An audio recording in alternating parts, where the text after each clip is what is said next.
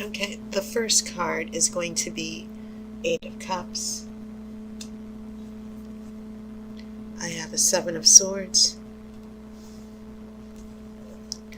I have an Eight of Wands, so you have two eights.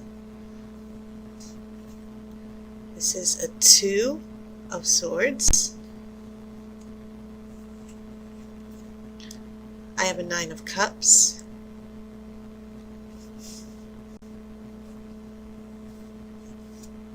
Three of Swords. So lots of swords here. A little bit of anxiety, indecision.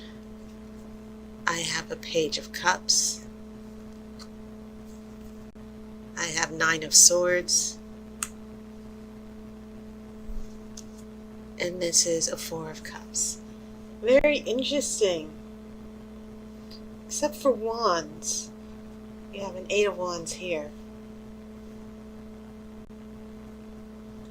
Everything else is it's either cups or swords. You have Eight of Cups, Nine of Cups, Page of Cups, and Four of Cups.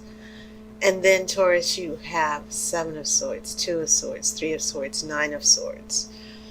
And so this battle between cups, which are related to water or related to feelings, and then you have the swords, which is the psychological, our the way we perceive reality, our thinking faculties, the way we judge and the way we perceive reality. So what I'm feeling here, this little conflict, because I do see it as a conflict between the swords and the water. For you, Taurus, it feels as if it's a struggle between your head and your heart. And once again, I've always felt, Taurus, in the last few months when I read your cards, that there was this sense of someone you've had a long relationship with, and you've always just been in between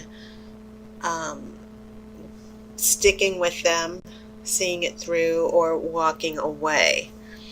So that it's almost torture, because I can identify with that situation, being with someone that you kind of feel isn't really good for you, but emotionally you feel irrevocably attached to them.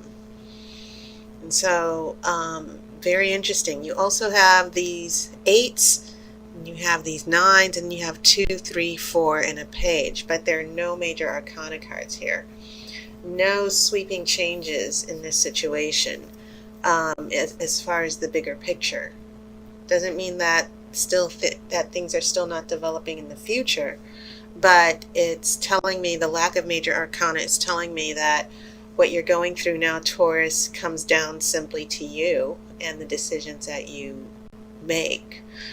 So no major arcana, but I want to address what's in the center here as well. You've got this Nine of Cups, and the Nine of Cups is about generosity and spending time with family, and it's an emotional generosity. And it's also it's the number 9, which is the end of a cycle. 10 is when you start over again, you do the reset, and then you begin with the ace. So we're looking at achieving maximum happiness, true happiness with our loved ones, and being in an emotionally secure relationship. That's what I think of when I see that Nine of Cups, Taurus, that all you want is an emotionally secure relationship. You want to be able to trust. And so, yeah, this Nine of Cups, in the future, it evolves into a Nine of Swords, which is just more worry. And yeah, I just feel this push and pull with a particular person. And of course, this doesn't mean that it you know, I know some of you are married, some of you are in long-term partnerships, some of you are casually dating.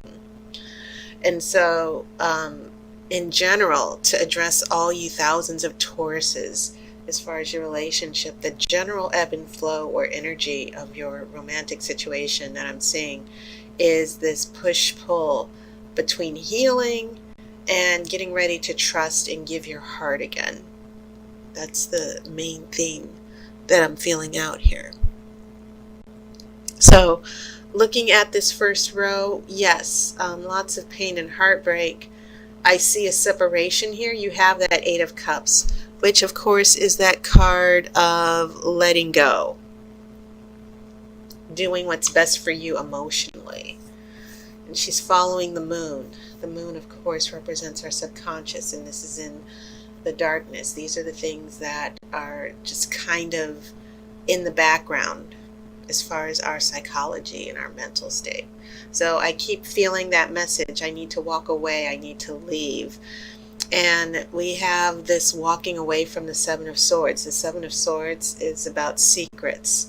It can be about you not necessarily cheating and lying on part of the other person, but sometimes the Seven of Swords is a good energy because it's about keeping secrets, keeping things to yourself in order to follow through on your plans, not divulging everything to everyone. But I do get a sense of secrets and emotional detachment. And once again, not necessarily cheating or lying, but a lack of trust, a lack of security here. So yeah, this Eight of Cups and Seven of Swords are kind of telling me a very important story here.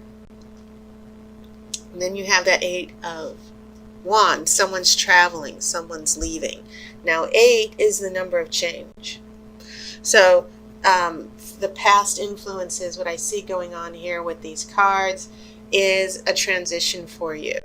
Not just getting to a better place emotionally, but it's quite possible some of you Tauruses were traveling and moving physically, maybe a new job or a new home. For some of you, this is a long distance relationship, and maybe you haven't heard from someone in quite a while. Because what's happening here in this next row kind of tells me what might be going on here with this one wand. And so, yes, this long distance, this surprise, hearing from someone from out of the blue. And then you come here with the Two of Swords, indecision, Three of Swords, heartbreak and healing, Nine of Cups. Once again, that familiar emotional bond that you feel with this person that you're in this tug of war with. So when we get here to the future, Taurus, sort of like a little warning, because you have another 9 here.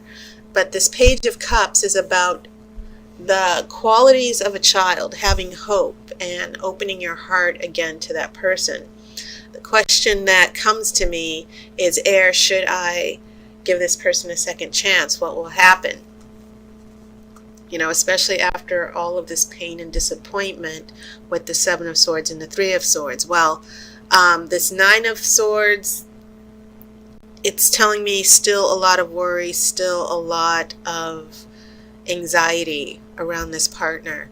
This Four of Cups, when we look at this Four of Cups, we have someone, and it almost feels as if this other person is the one who's leaving, who's emotionally up and down, because once again, you get this child who's pouting and unhappy. And even though the mermaid is trying to give him a cup and make him happy, he's still not happy.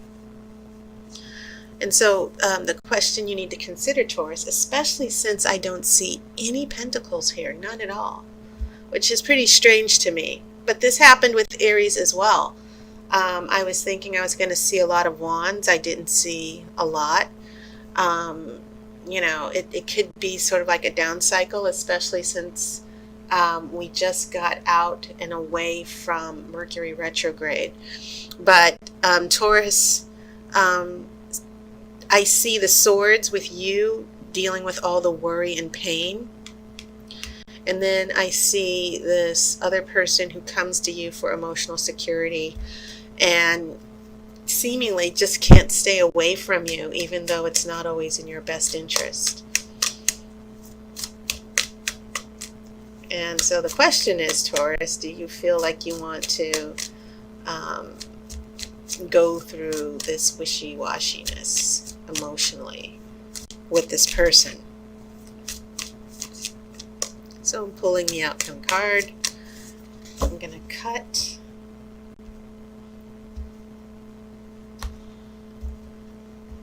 Okay, so The outcome card is a Two of Pentacles. So now we get some earth here. And it seems to be corresponding to this Two of Swords here, because two is duality. Sometimes it can mean two things in balance, like the Two of Cups and the Two of Wands. But with the Two of Swords and the Two of Pentacles, there's this division. The Two of Swords can obviously mean a disconnect. It can be a disconnect between your head and your heart. You know, just indecision, standing still, not sure of what move you want to make. And then this Two of Pentacles, it's about juggling two relationships, juggling two jobs. I feel that you, in particular, Taurus, considering this is an earth sign, I feel like some of you are going to make the decision where I don't want things to get too serious. I'm going to protect my heart this time. I'm going to just fall back. I just get a sense where I feel some of you Tauruses are just going to detach, and you see this young boy, his back is turned towards the water. It doesn't mean also, another interpretation is that for some of you, your love interest or partner is going to be very busy and distracted. You know, they're going to be more focused on this. You see the infinity sign here. The boy is juggling these two coins using metaphysical energy here. But it basically means just being distracted, not being emotionally detached. And I can definitely see that happening for some of you Tauruses, to where, let me know when you make up your mind. Otherwise, just leave me alone. Sometimes you can actually feel that way in a relationship.